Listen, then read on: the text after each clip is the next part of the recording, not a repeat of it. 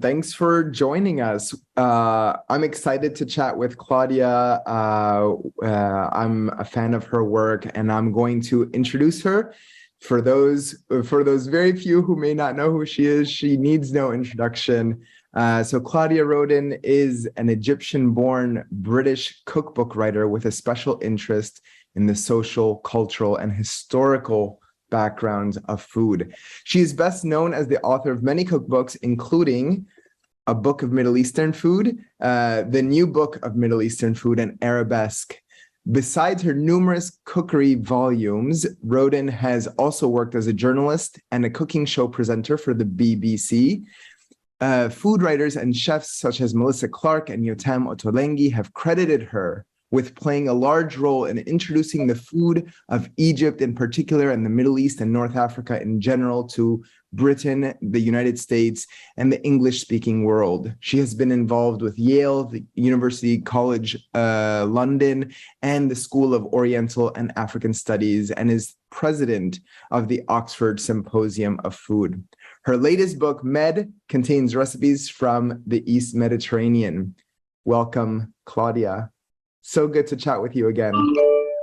Thank you for having me.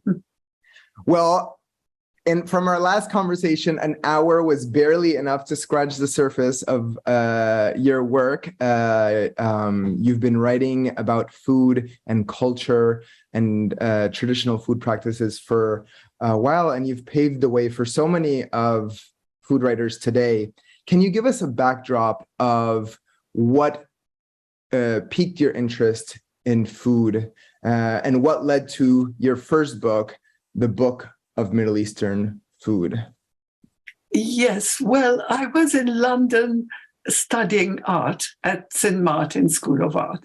I had been to school in Paris for 3 years, but I had continued until then to go to Egypt on holiday where my parents were.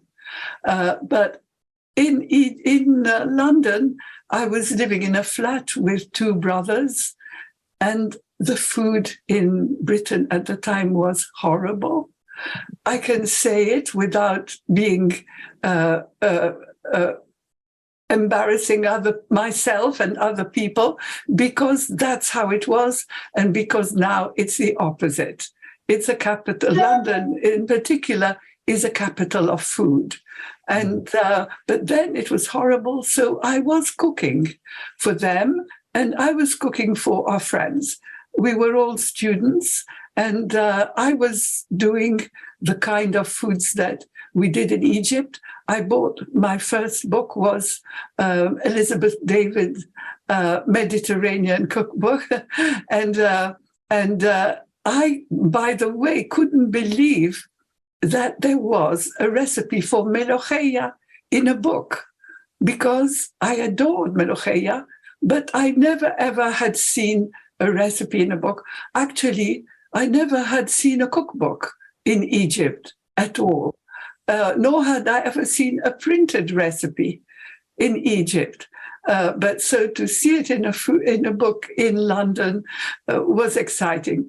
But so I was an early cook, but I would never have thought of writing a cookbook, and I even never thought of writing it when I had been working on it for a few years, because what happened was the real big reason for me to start collecting recipes is that it was the what was it called?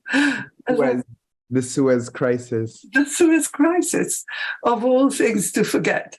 And it was, call it a Suez War, a Suez Crisis, when France, Britain, and Israel had attacked Egypt. And then the war, it was an aborted war. Gamal Abdel Nasser then decided to for the Jews to leave, as well as the British and the French.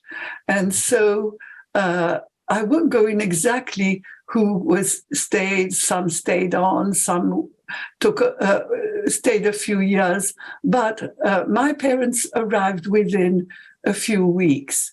And with them, a whole lot of relatives. I was from a huge family, extended family, where people had 10 children. On my mother's side, 6, on my mother's side, 11, and one aunt had 18. And so we were, it seemed that everybody was a cousin. But for a few years, my life was in a bubble of refugees from Egypt who were either staying in London or most of them going off to other countries and separating. And I just noticed that everybody was asking each other for recipes. And they were saying, give me your recipe for so and so. I'll never see you again, perhaps. So I'll have something to remember you by. And actually, nearly all the people we really never saw again.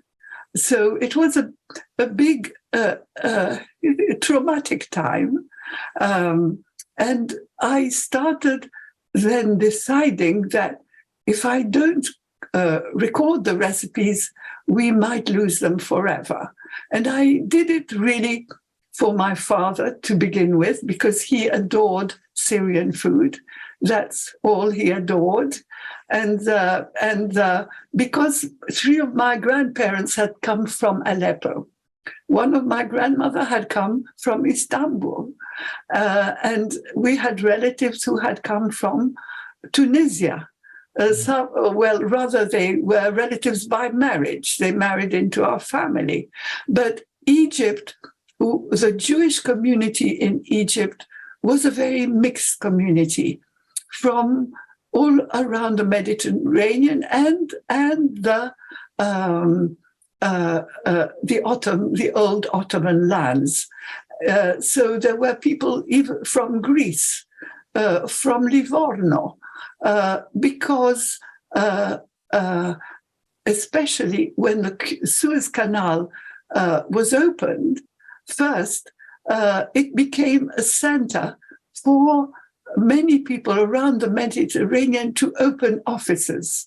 You know, Italians came, people came from all over, but especially many from Italy, from Trieste. But there were Jews in Livorno. And the Jews actually who were from Livorno, came to Egypt as well, quite a few. When we were in Egypt, we didn't really know where anybody came from. We were just there together and happily. But it's only when I started collecting recipes that the people who gave me recipes, they were my mother's age. I was 20, and they were in their 40s. And they were telling me, it's my mother's recipe, it's my grandmother's recipe from Izmir. It's my mother's recipe from Salonika. So I realized what that community was. And now, sorry, go ahead. And it was also, Egypt had been a very cosmopolitan country at my time. It had been King Farouk. I was still there with Gamal Abdel Nasser. I had been going back from school on holidays, but it was very much a country. At least the big cities were cosmopolitan. And that also contributed to the kind of wide gastronomic palette that existed. Yeah, you talk a bit about, also just so we could appreciate a sense of time and relationship to the region, you talk about your ancestors coming also from Spain, from Sephardi community, and they were exiled. Can you talk a little bit about that? Yes, because amongst the recipes, I got a lot of Judeo-Spanish recipes. And And it was for me also exciting because the grandmother who came from Istanbul and her friends, although she was a teacher of French, she came as a teacher of French to Egypt from Istanbul. She spoke Judeo-Spanish or Ladino, and we heard lullabies from her. And but also there were proverbs about food. And although she didn't cook at all, she had a cook. And it's my grandfather who came from Aleppo, her husband, who decided the menu and asked for the menu. She was very much a grande dame who had been to university in Paris, and she didn't cook, but she knew the recipes, but her friends did, and a whole lot of other people in Egypt had Spanish recipes. But what to me was interesting is only lately I realized that recipes that I got from Aleppo had come from Spain, because there was a Mrs. Galante from Aleppo, and who gave me an orange cake, an orange and almond cake. And well, I just wondered why she gave me an orange. And her family made it and other people made it. But nobody, not even the wider Jewish community of Syria, nor the Muslims or Christians of Syria made an orange cake. But I just accepted it. But now I know the history of this cake, that it came first from Spain. When the Jews were banished from Spain, 1492, quite a lot of them went to Portugal. And then in Portugal, after 5 years, they were forced to, they also started an inquisition, and instead of banishing the Jews, they forced everyone to convert to Christianity. So they had no option but to convert. But the dukes of the Medicis of Livorno decided to invite the Jews, or rather the Christian merchants of Portugal, to come and settle in Livorno, because they wanted to make it an international trading post. And so they came as Christians, and they were allowed to convert back to Judaism. And when at a certain point, a lot of them went to Syria. To Syria. And actually in Aleppo, there was a community of Marranos. It means Jews who had converted back to Judaism, and they were the grandees of Syria, because they came speaking Spanish, Portuguese, Italian, some of them French, because some of them they were consuls of France, consuls of Tuscany, but so they were grandees also because they had come wealthy. They had come from Portugal as merchants to Livorno, and then as merchants. And so, yes, they were also, I knew they were grandees because they were, whereas the Syrians made aubergines in whole stuffed aubergines, whole. They made it cut in half, like they did in Livorno. And so the Jews of Syria called them signorim, and also, what do they call it? When it's, I just had the name a second ago, medias. They called them medias because their aubergines were in half. And so I just thought, medias. So anyway, the orange cake comes from that community. I think that's such a rich history, and actually it comes through in so much of your writing, you include a lot of this historical context. I also, recurring themes in your work are exile, nostalgia, memory. I particularly love, one of the first things that struck me about your work is how you wrote about the first time you had food. So this is now after the Suez Crisis, if I'm not mistaken, or when you first arrived to, when you wrote about food, mdammas. Food medames. Yeah. Now, yes. Actually, talk about that, your relationship to food and what it meant to you to have it in outside of Egypt. Yeah. Actually, my cousin, I had a cousin, I say I had because he died a couple of years ago, not quite, called Eric Rouleau.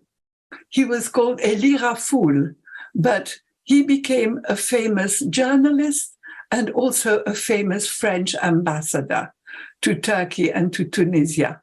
But when I was first in Paris, I was at boarding school in a lycée, and he was my correspondent. It means responsible for me. And he was married to Rosie, who was maybe almost as young as me, and he was 10 years older. And so he would sign my papers every week to say I was allowed out.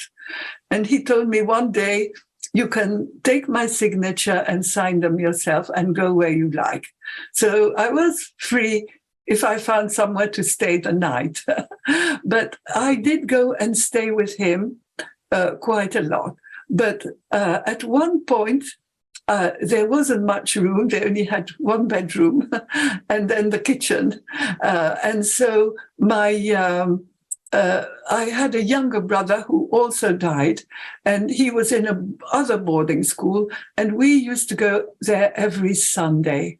And every Sunday, my cousin Eric Rouleau made foule medames, and he made it with tinned foule because it was too difficult to boil them.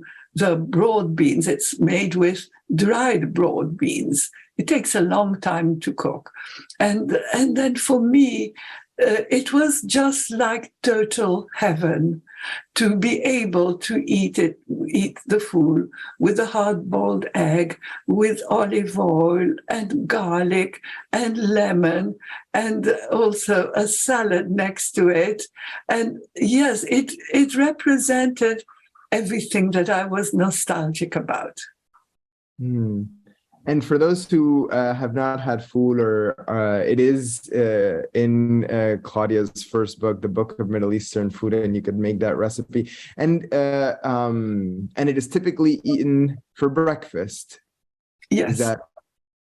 Yeah, it was for breakfast. And I know my father was always trying to eat it for breakfast when he went to the office, because there was a merchant selling. And my mother kept disallowing him, and he ate it in secret because, because she was afraid it might not be clean or something. But of course it was clean because it cooks for such a long time. It gets anything would get killed. But yes, so we didn't value it so much in Egypt. But when we were in Paris, it was the best meal that I could have at lunchtime. Yeah, and it's interesting, right? For context, foul mudammas is a very typical food, maybe one that doesn't get a lot of attention or reputation, but I find it interesting how when you're in exile or when you're outside the country, you miss food differently. Can you talk about how you approach themes of nostalgia and longing in your writing? How I approached what? I didn't hear well. Nostalgia and longing. And yeah, I think really for me, when people ask me, why did I write the book? I always said for nostalgia. But the thing is, I'm writing lots of books, and it's not about nostalgia, of course. But and I've been back to Egypt a lot as well. But yes, people do write because of nostalgia. And it has become very much a thing now that it is really immigrants or refugees, but people who live in another country who write cookbooks now. And in England, there's so many cookbooks now coming out, and there are a lot of them. I was the other day at there was a big launch of them, and I saw everybody was there. Somebody from Burma. I mean, she does Burmese food, but Myanmar. But there was somebody from the Sudan, South Sudan. They were young, very young people. And some of them were refugees. They couldn't go back anyway, and they were so full of enthusiasm. And they were cooking in all kinds of community kitchens for other refugees. But they also wanted to write down recipes, because you need to write them down to be able to pass them on. And I think refugees are the ones who most want to keep up the tradition as it was, like I was. I wouldn't dream of changing a single thing, not a single thing. I wanted to do exactly what people told me. But you see now, all the other young people, the whole culture of food now is invention and doing your own thing, creativity, doing your take. Nobody wants to do the thing as it was. I think what I appreciate from your work is also you approach it from many different angles. You have your own personal narrative that's interwoven in a lot of your recipes and writing, but you also, as I can see from behind you, you have an extensive book collection, and you've also traveled quite a bit. Can you tell us about your research project? You've written so many books. Yeah. What is behind the scenes? How do these books come to fruition? Yeah, well, at the beginning, there hadn't been, because I started 60 years ago, there weren't books around. And you, especially Jewish, there weren't any. I mean, there were Ashkenazi cookbooks, but there weren't Sephardi or Mizrahi, as we call the Arab Jews now. But so I had to really look for people. And for the Middle Eastern, I, as I said, started with the Jews of Egypt. But then I became like an obsessed collector of recipes, going to look for, I would go to SOAS, School of Oriental and African Studies, where there are people from the Middle East, and they lent me books. I never was a member. I never was a student there. I was an art student. And then I was working for Alitalia when my parents came. I stopped doing art so as to help to earn. And so I just wanted to meet people. And in some way I can see there was a need for me not to lose the Arab world, because it was part of me. It was part of my father, who studied Arabic, part of the grandparents who didn't speak French, who spoke Arabic. And it was something that I didn't want to lose. And I also didn't want to lose the Egypt that to me had been a very, very happy place, with friends that I loved and with people that I loved, and feeling, no, we've been thrown out, but we're still part of them. They're part of us. There is a saying about, yes, you leave a country, but the country doesn't leave you. And part of that was my looking for people to give me recipes. And I did go and, to embassies. I went to the Iranian embassy, the Syrian embassy, the Moroccan embassy to say, they would ask, do you want a visa? I said, no, I'm looking for people who might give me a recipe. And, in those days, nobody was looking for recipes, so it was peculiar. Now everybody wants a recipe. Yes, now you sell recipes for quite a lot of money here, like £100 for a recipe. But so it was that. And so I did meet quite a lot of Iranians. The Moroccan ambassador's wife, I went to say, I'm going to Morocco. Can you tell me which restaurants to go to? And she said, we never go to restaurants because local people didn't. They just cooked at home, and they had caterers when they had parties, and caterers were all women. Everything interesting. But I have collected cookbooks, and mostly the cookbooks came out after my first books. But I continue, even though I collect cookbooks. Now, I must say, all the cookbooks that are on the floor and all over, if you could see the other walls, a lot of them now are sent to me. I get some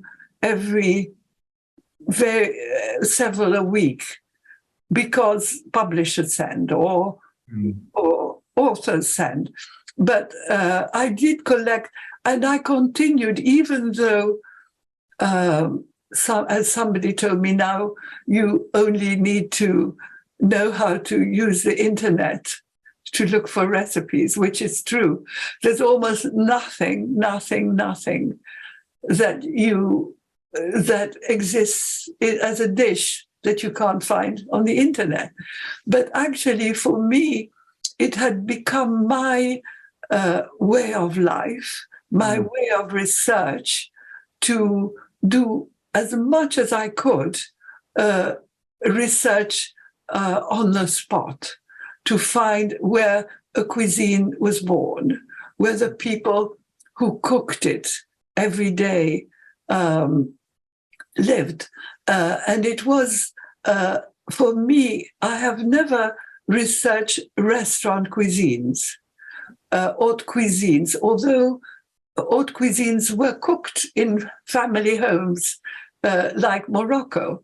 But I was always looking for home cooking and regional cooking.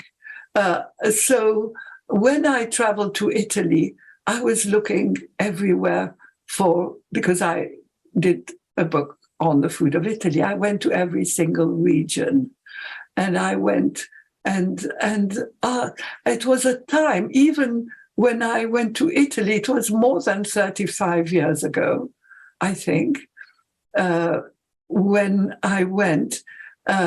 People then did not know the food of the countries, of the region next to them. They didn't want to know. They wouldn't dream of cooking the dishes from another region. They would always be very disparaging when I told them I'm going to the next region next month or next week. They would say something about, but of course it's all changed. Now they look for recipes on the internet. All the young people, they don't cook what their mothers cook. But the funny thing is, in Italy, like in Spain, like in many countries, people love their own food, and they want to go on cooking it. And they do exchange recipes. And I found an Italian, I was looking at the Italian internet at one point to find out, long after my book came out, recently, what is happening. And I found some people are showing their grandmother cooking. So le nonnine are now fashionable because they can show you how to cook in the old way. I think I wanted to go back to something you said about you could leave a country, but a country doesn't leave you. And you talked about not losing that part of Egypt because it meant so much to you. One thing that struck me is that I wanted to ask you about, and maybe I don't know if I'm reading too much into it, but is the use of language. So you wrote the books in English, but you used a lot of the references to the Arabic. But also bad Arabic and and French, a lot of French, because we were a French-speaking community. But also French was the lingua franca. You went to the cinema, you went to the big stores, you spoke French. I went to club. There were the English sporting clubs and all that, Gezira Sporting Club, and I was in the Tawfiqiyya Tennis Club. And there we spoke French. You see, and in Alexandria, you're more likely to speak Italian, because there were several of my aunts, or rather one aunt and her family in Alexandria spoke Italian. So there was this, and so when I did the book, I didn't know, first of all, I didn't know about calling it Middle Eastern. I didn't know what to call it. Yeah. But somebody was saying it's the Near East. And of course, North Africa is North Africa.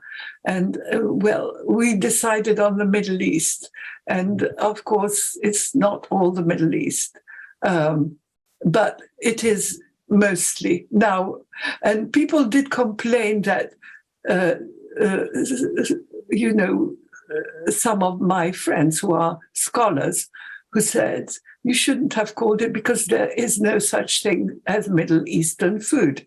It is either Syrian or Turkish or yeah, it's true. But for us, that's what we were, who we were. When we ate at other people's houses, it was Turkish. Actually, there was the friends of my parents were Muslim. The wife was from, there was a Turkish origin, our whole Turkish, what do you call it? Not king, aristocracy came Egypt and married into Egyptian aristocracy at the end of the Ottoman Empire. But also lots of Turks were there. And so we had all this kind of food was there.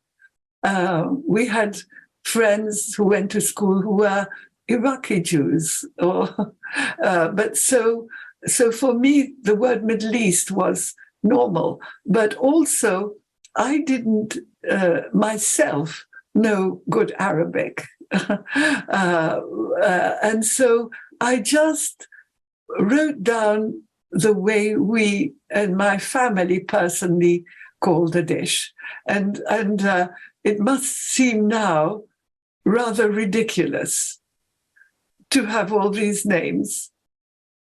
Well, I mean, I stood out to me. I thought it was interesting to have them referenced because, as I mentioned in the introduction, at the time when you were writing this book, you were truly a pioneer. I've heard several interviews where you talk about what people's perception was of, I agree, quote unquote, Middle Eastern food. Can you want to speak a little bit about that? Yes, I think because when I was working at Alitalia and I was then at the same time getting all these recipes, I was really working furiously not to lose all these people who could still give me recipes. But friends would tell me, what are you doing now? And I'd say, I'm researching recipes. And by the time I decided, well, I'll turn it into a book, I would say I'm doing a cookbook. People would be so dismissive and disparaging because writing about food was the lowest thing you could be writing about. It wasn't the hot subject that it is now. And it was embarrassing. If I told somebody I'm writing about food, they would soon try to look, who can I talk to next? Because I don't know what to say to this person, you know. But then when I said it was Middle Eastern, it was quite shocking to people. And Middle Eastern, and the ideas were the ideas of the desert, but also it was the colonies, where the British in the colonies would never eat local food. You know, I heard from people who were an ambassador in Alan Davidson, famous food writer, as well as an ambassador. And he was at the embassy in Egypt. And he was saying how, yes, you could not eat an Egyptian dish either at the embassy, but no British friends in Egypt who went to school with us ate anything local. And when I had a party, I told my mother, please, all you can do, please make jelly, scones. I told her nothing that they don't know, and because they didn't want to eat it. And so I heard afterwards that you know, the people who came to the Tutankhamun, the archaeologists, the poor archaeologists used to buy tins and tins before they came to Egypt, and they asked for tins to be sent. And the richer ones, the top ones who were lords or something, they would get hampers from Harrods that, you know, you didn't eat local food. And so, but I could see it when a couple of people told me, is it going to be sheep's eyes and testicles? And I just thought, wow. So I think that partly was one reason why I put all kinds of stories, poems, proverbbs, stories of Goha, in between to say, look, there is a great culture there. It's not, you know, I thought they would be sort of encouraged to try recipes if they saw a story. I did want to touch on this. I cannot believe how quickly time has gone by. I did want to ask you, so in the theme of categories and places, you know, you wrote the book of Middle Eastern food, and I think you talked about how you grappled with, you know, the category of Middle Eastern. You've also, one of your other very famous books, the book of Jewish food, that, you know, was a big hit. Can you talk a little bit about the inspiration to write that book, and how did you come about choosing that title and that category, Jewish food? What is Jewish food for you? Yeah, because I was asked by my editor at Penguins, Jill Norman, to write a book of Jewish food. And I said, there's no such thing. You know, the Jews just ate whatever, wherever they were, the food of the country. And I had even done a talk in the Oxford Symposium of Food just as soon as it started, you know, more than 40 years ago. There's no such thing as Jewish food. And but then she said, but in the book of Middle Eastern food, you have Sabbath dishes, Passover dishes, New Year dish. You keep saying this is a Jewish dish. And so there must be Jewish dishes in other parts of in other countries. And so I just thought, but where am I going to find the Jews?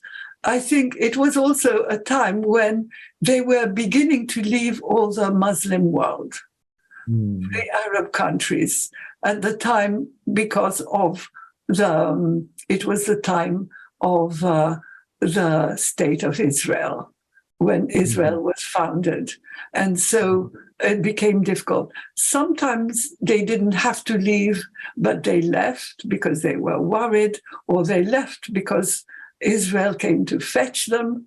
Like in Morocco, her whole Berber dishes were left because people would say, it's okay now, but maybe soon, you will be.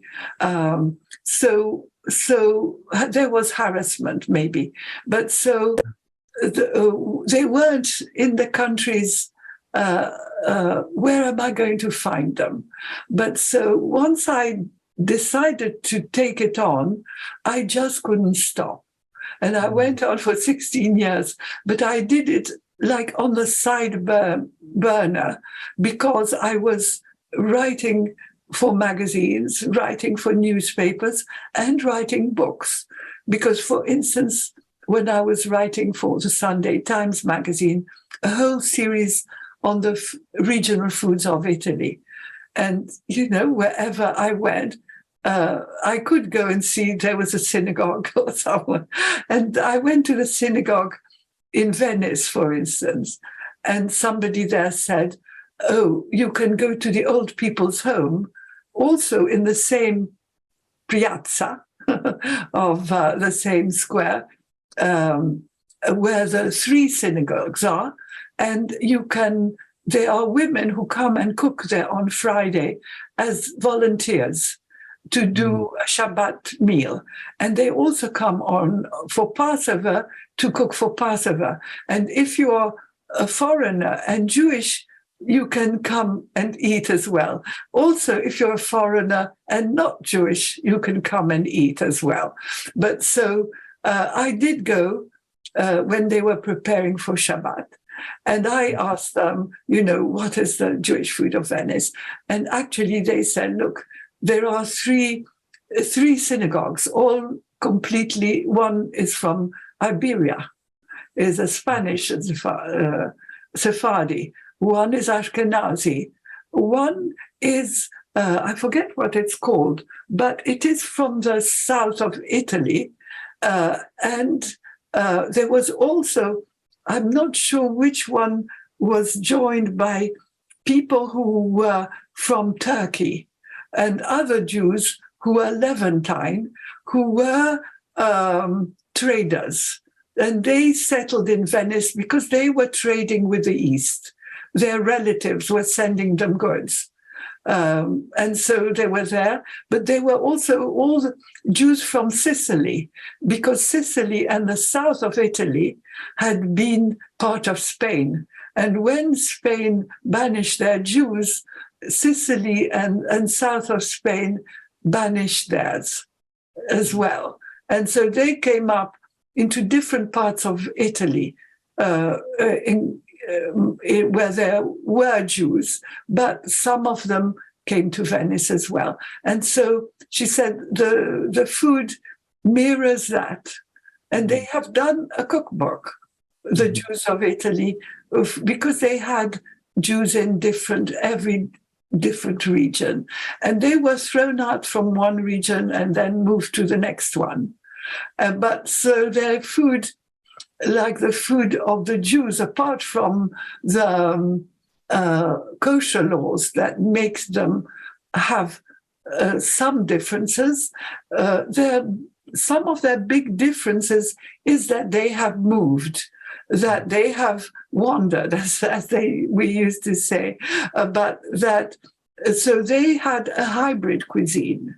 And today you call it a fusion cuisine, but it was a cuisine that maybe took 100 years, 200 years, 300 years, but it is there.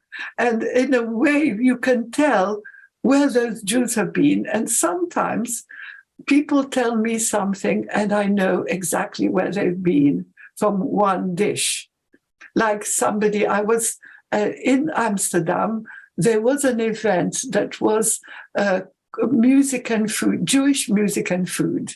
And it was in a big place where they sell pianos and musical instruments, and it's a huge place on one of the canals.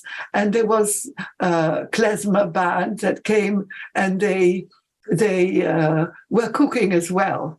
they had all their cooking things, and they were cooking. But at the end, I was just talking about food. I wasn't doing any music. But then at the end, somebody, very English young person who just finished it at Cambridge, he said, we've got the same dish as yours. We were from Salonika originally, but we did not call the aubergine dish, what do you call, melanzane,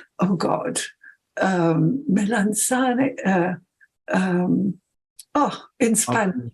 How do you say aubergine? Berenjena. Yes. Berenjena. So the Jews called them berenjena because they kept the old accent before it changed to ch. So berenjena, we called them merenjena. And then I said, maybe your parents came from Sicily. And he said, yes, we are called Messina. Oh. Messina, which is a city in Sicily. And so, in the foods, you can tell, yes, sometimes one seed, one spice will tell you what happened in the place. Yeah, and I wanted to ask you actually on the topic of aubergines, eggplants, berenjenas, batinjan in Arabic. You mentioned that is one of your favorite ingredients. Can you tell us why? Why do you like eggplants, and what dishes in particular you like to make with eggplants? Yeah, well, I must say, yes, when I first started to travel and I went all around Turkey, everybody there said, we have 100 recipes for aubergines.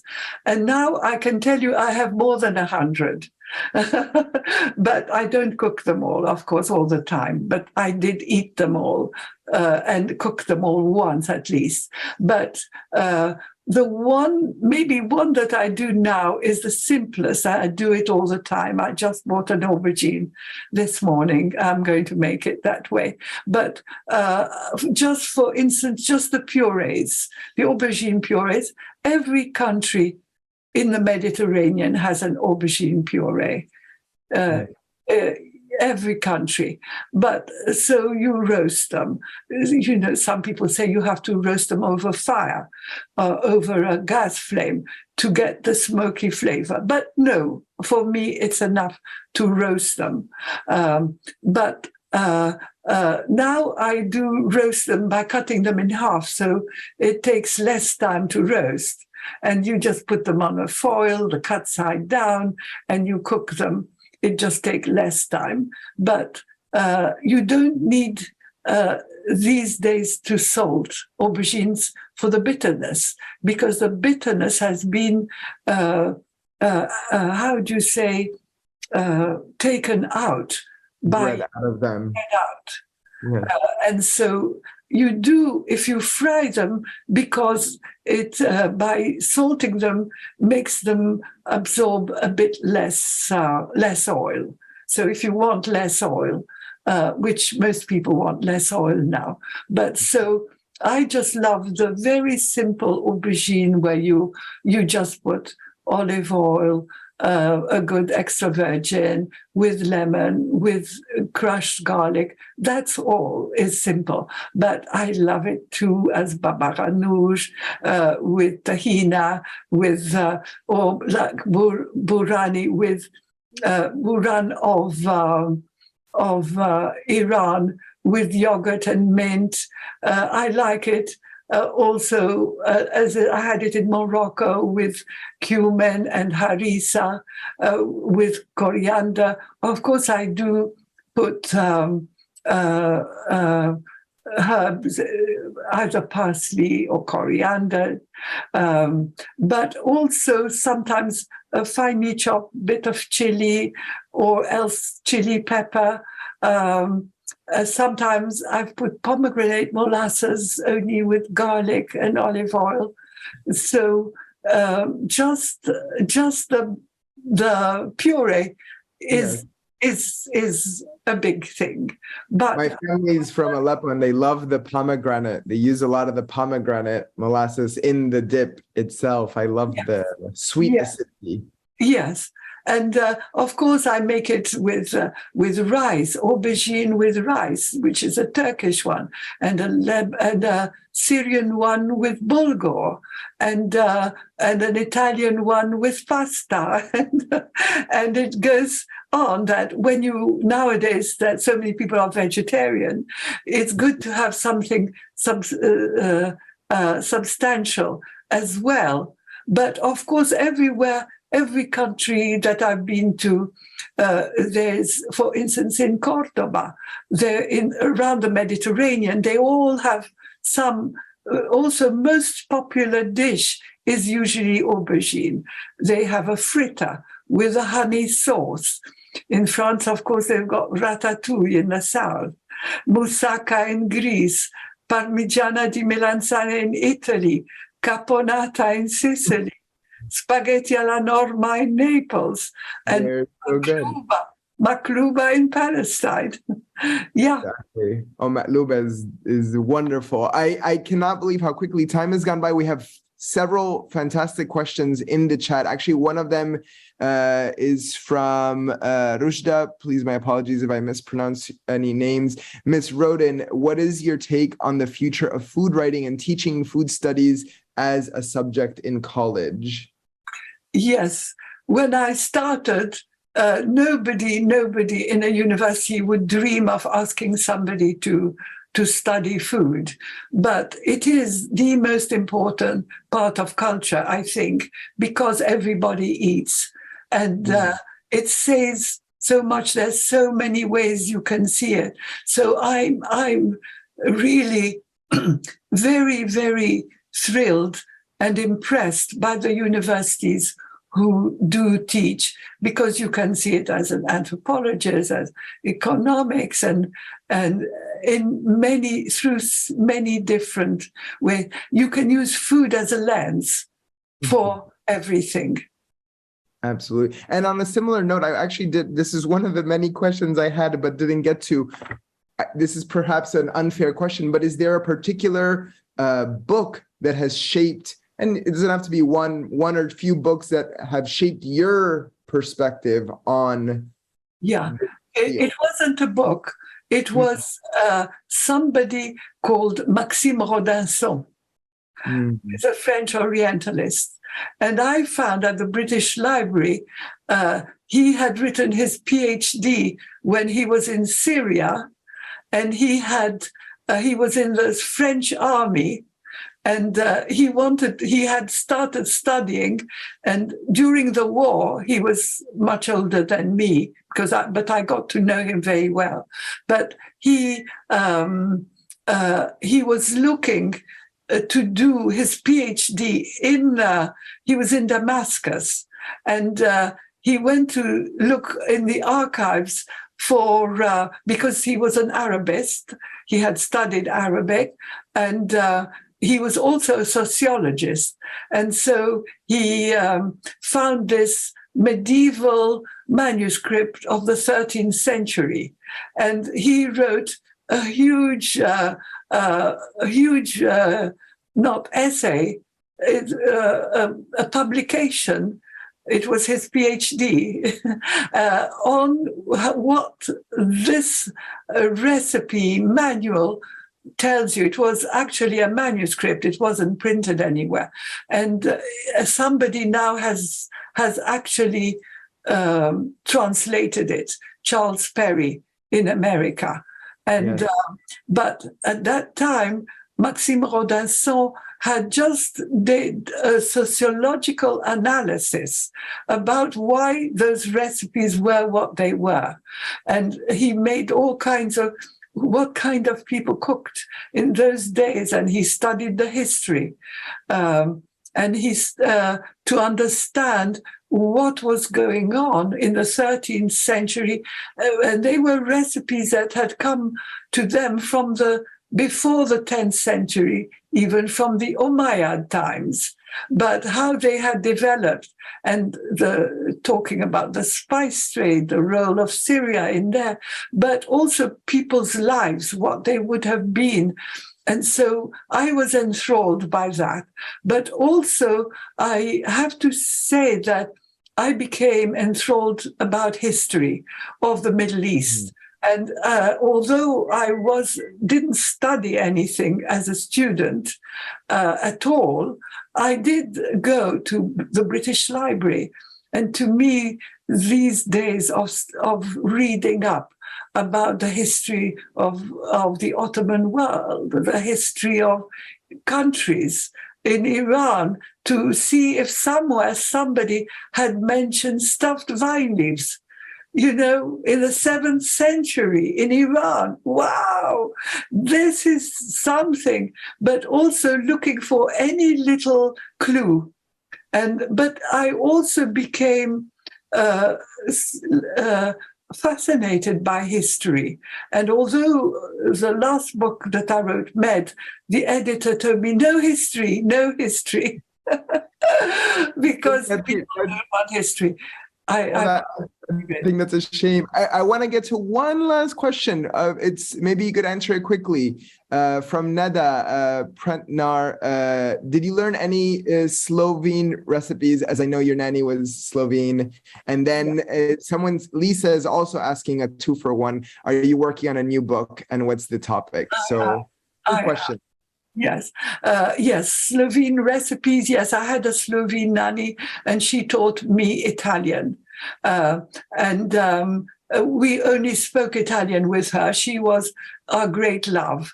And after just a few years ago, I got an email from a woman in Slovenia saying that she was part of a group of women who were finding out about their grandmothers who had been nannies and midwives in Egypt.